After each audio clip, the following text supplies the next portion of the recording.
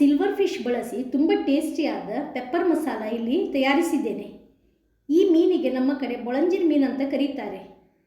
ಇದರ ರವಾ ಫ್ರೈ, ಪುಳಿ ಮುಂಚಿ ಹಾಗೂ ಬೇರೆ ಬೇರೆ ರೀತಿಯ ಕರಿಯನ್ನು ಮಾಡ್ತಾರೆ. ಹೋಟೆಲ್ಗಳಲ್ಲಿ ಹೆಚ್ಚಾಗಿ ಇದರ ಕರಿಯನ್ನು ತಯಾರಿಸ್ತಾರೆ. ತುಂಬ ಚೆನ್ನಾಗಿ ಆಗ್ತದೆ. ಈ ಮೀನು ತುಂಬ ರುಚಿ. ಇವತ್ತು ಇದೇ ಮೀನಿಂದ ಸ್ವಲ್ಪ ಡಿಫ್ರೆಂಟ್ ಆದ ಪೆಪ್ಪರ್ ಕರಿ ಹೇಗೆ ಮಾಡೋದಂತ ತೋರಿಸಿಕೊಡ್ತಾ ಇದ್ದೇನೆ. ನಮಸ್ತೆ, ನಿಧಿ ಅಡುಗೆಗೆ ನಿಮಗೆಲ್ಲರಿಗೂ ಸ್ವಾಗತ. ಹಾಗೆ ರೆಸಿಪಿ ಇಷ್ಟವಾದರೆ ಪ್ಲೀಸ್ ವಿಡಿಯೋಕ್ಕೆ ಒಂದು ಲೈಕ್ ಕೊಡಿ ಹಾಗೂ ಚಾನಲನ್ನು ಸಬ್ಸ್ಕ್ರೈಬ್ ಮಾಡಿ. ಮೊದಲಿಗೆ ಈ ಕರಿಗೆ ಮಸಾಲೆಗೆ ನಾವು ರೆಡಿ ಮಾಡೋಣ. ಹಾಗಾಗಿ ಒಂದು ಚಿಕ್ಕ ಕಡಾಯಿಯನ್ನು ಗ್ಯಾಸಲ್ಲಿಟ್ಟು ಫ್ಲೇಮ್ ಆನ್ ಮಾಡಿ ಒಂದು 2 ಸ್ಪೂನಷ್ಟು ಎಣ್ಣೆಯನ್ನು ಸೇರಿಸಿದ್ದೇನೆ. ನಾನಿಲ್ಲಿ ಕೊಬ್ಬರಿ ಎಣ್ಣೆಯನ್ನು ಬಳಸ್ತಾ ಇದ್ದೇನೆ.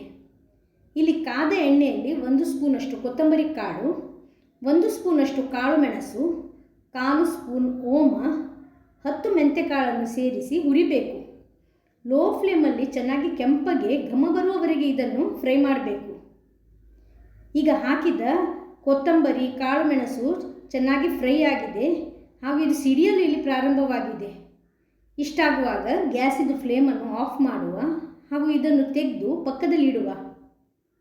ಈ ಮಸಾಲೆಗೆ ಒಂದು ಅರ್ಧ ತೆಂಗಿನಕಾಯಿಯ ತುರಿಯನ್ನು ನಾನು ಬಳಸ್ತಾ ಇದ್ದೇನೆ. ಹುರಿದಿಟ್ಟ ಕೊತ್ತಂಬರಿ, ಕಾಳು ಮೆಣಸು ಹಾಗೂ ಓಮ ಇದೆಯಲ್ಲ, ಅದನ್ನು ಸಹ ಇದರ ಜೊತೆಗೆ ಸೇರಿಸುವ. ಹಾಗೂ ಒಂದು 6 ಬ್ಯಾಡಗಿ ಮೆಣಸು, 4 ಗಿಡ್ಡ ಮೆಣಸನ್ನು ಸ್ವಲ್ಪ ಎಣ್ಣೆಯಲ್ಲಿ ಸೇರಿಸಿ ಹುರಿದಿದ್ದೇನೆ, ಅದನ್ನು ಸಹ ಇದಕ್ಕೆ ಸೇರಿಸ್ತಾ ಇದ್ದೇನೆ. ಚಿಕ್ಕ ಹುಳಿ ಹಾಗೂ ಸ್ವಲ್ಪ ಅರಶಿನವನ್ನು ಸಹ ಸೇರಿಸಿ ಎಲ್ಲವನ್ನು ನಾವೀಗ ಗ್ರೈಂಡ್ ಮಾಡಲಿಕ್ಕಿದೆ. ಹಾಗಾಗಿ ಮಿಕ್ಸಿ ಜಾರಲ್ಲಿ ನಾವು ತೆಗೆದುಕೊಂಡ ಎಲ್ಲ ಸಾಮಗ್ರಿಗಳನ್ನು ಸೇರಿಸಬೇಕು ಹಾಗೂ ಅಗತ್ಯಕ್ಕೆ ಬೇಕಾದಷ್ಟು ನೀರನ್ನು ಸೇರಿಸಿ ಸ್ಮೂತಾಗಿ ಇದನ್ನು ಗ್ರೈಂಡ್ ಮಾಡಬೇಕು. ಈಗ ಒಂದು ಕಡಾಯಿಯನ್ನು ಗ್ಯಾಸಲ್ಲಿಟ್ಟು ಫ್ಲೇಮ್ ಆನ್ ಮಾಡಿದ್ದೇನೆ. ಗ್ರೈಂಡ್ ಮಾಡಿದ ಮಸಾಲೆ ಇದೆಯಲ್ಲ, ಅದನ್ನು ಇದರಲ್ಲಿ ಸೇರಿಸುವ. ಇಲ್ಲಿ ಮಸಾಲೆ ಸ್ವಲ್ಪ ಗಟ್ಟಿಯಾಗಿದೆ, ಹಾಗಾಗಿ ಒಂದು 2 ಕಪ್ಪಷ್ಟು ನೀರನ್ನು ಸಹ ಸೇರಿಸ್ತಾ ಇದ್ದೇನೆ. ಮಸಾಲೆ ಗ್ರೈಂಡ್ ಮಾಡಿದ ಮಿಕ್ಸಿ ಜಾರಲ್ಲೇ ಸ್ವಲ್ಪ ನೀರನ್ನು ಸೇರಿಸಿ ಅದನ್ನೇ ಸೇರಿಸಿದ್ದೇನೆ. ರುಚಿಗೆ ಉಪ್ಪನ್ನು ಸೇರಿಸುವ.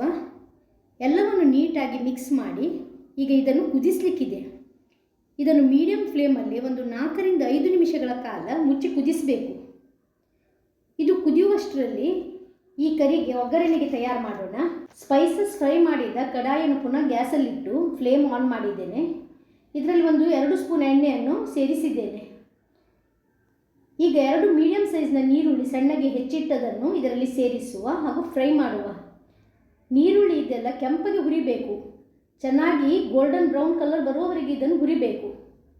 ಇದು ಒಂದು ಅರ್ಧ ಫ್ರೈ ಆಗುವಾಗ ಇದರಲ್ಲಿ ಒಂದು 1/4 ಸ್ಪೂನಷ್ಟು ಪೆಪ್ಪರ್ ಪೌಡರನ್ನು ಸೇರಿಸುವ. ಒಗ್ಗರಣೆಗೆ ಕಾಳು ಮೆಣಸಿನ ಹುಡಿ ಸೇರಿಸುವುದರಿಂದ ಗ್ರೇವಿಗೆ ಒಳ್ಳೆ ಫ್ಲೇವರ್ ಬರ್ತದೆ.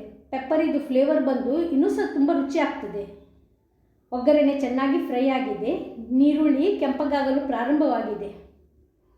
ಈ ಕರಿಗೆ ನಾನಿಲ್ಲಿ ಒಂದು ಅರ್ಧ ಕೆಜಿಯಷ್ಟು ಸಿಲ್ವರ್ ಫಿಶನ್ನು ಕಟ್ ಮಾಡಿ ತೊಳೆದು ಕ್ಲೀನ್ ಮಾಡಿ ಇಟ್ಟಿದ್ದೇನೆ. ಈ ಬದಿ ಮಸಾಲೆಗೆ ಸಹ ಒಳ್ಳೆ ಕುದಿ ಬರ್ತಾ ಇದೆ. ಒಂದು 5 ನಿಮಿಷ ಇದನ್ನು ಕುದಿಸಿದ್ದೇನೆ. ಈಗ ಕ್ಲೀನ್ ಮಾಡಿದ್ದ ಈ ಬೊಳಂಜಿರ್ ಮೀನನ್ನು ಇದಕ್ಕೆ ಸೇರಿಸುವ. ಫ್ಲೇಮ್ ಮೀಡಿಯಮಲ್ಲಿ ಇಟ್ಟು ಒಂದು 3 ನಿಮಿಷ ಇದನ್ನು ಬೇಯಿಸಬೇಕು. ಈ ಮೀನಿದೆಯಲ್ಲ, ತುಂಬ ಸಾಫ್ಟ್ ಮೀನು ಹಾಗೂ ಚಿಕ್ಕ ಮೀನು, ಹಾಗಾಗಿ ಒಂದು 3 ನಿಮಿಷ ಇದು ಕುದಿಯಲು ಸಾಕು. ಈಗ ಮಸಾಲೆಗೆ ಸ್ವಲ್ಪ ಕುದಿ ಬರಲು ಪ್ರಾರಂಭವಾಗಿದೆ. ನೀರುಳ್ಳಿಯ ಒಗ್ಗರಣೆ ಆಲ್ರೆಡಿ ರೆಡಿಯಾಗಿದೆ. ಇಲ್ಲಿ ಇದನ್ನು ಮಸಾಲೆಗೆ ಸೇರಿಸುವ ಹಾಗೂ ಮಿಕ್ಸ್ ಮಾಡುವ. ಸ್ವಲ್ಪ ಜಾಗ್ರತೆಯಿಂದ ಮೆಲ್ಲನೆ ನಾವು ಇದನ್ನು ಮಿಕ್ಸ್ ಮಾಡಬೇಕು. ಮೀನು ಬೇಯ್ತಾ ಇದೆ ಹಾಗೂ ಸ್ವಲ್ಪ ಸಾಫ್ಟ್ ಆಗಿರುವುದರಿಂದ ಬೇಗ ತುಂಡಾಗ್ತದೆ. ಒಗ್ಗರಣೆಯಲ್ಲಿ ಮಸಾಲೆ ಬೆರೆತ ನಂತರ ಒಂದು 2 ನಿಮಿಷ ಇದನ್ನು ಕುದಿಸುವ. ಈಗ ನೋಡಿ, ಮಸಾಲೆಗೆ ಒಳ್ಳೆ ಕುದಿ ಬರ್ತಾ ಇದೆ. ಮೀನಿನ ಫ್ಲೇವರ್ ಜೊತೆಗೆ ಮಸಾಲೆ ಹಾಕಿದ ಕಾಳು ಮೆಣಸಿನ ಫ್ಲೇವರ್ ಜೊತೆಗೆ ನೀರುಳ್ಳಿಯ ಒಗ್ಗರಣೆ ಸೇರಿ ಒಳ್ಳೆ ಘಮ ಬರ್ತಾ ಇದೆ. ಈಗ ಫ್ಲೇಮನ್ನು ಆಫ್ ಮಾಡುವ ಹಾಗೂ ಸರ್ವ್ ಮಾಡುವ. ಇಲ್ಲಿ ತಯಾರಾದ ಬೊಳಂಜಿರ್ ಪೆಪ್ಪರ್ ಕರಿ ಸರ್ವಿಂಗ್ ಪ್ಲೇಟಲ್ಲಿ ಇಟ್ಟಿದ್ದೇನೆ.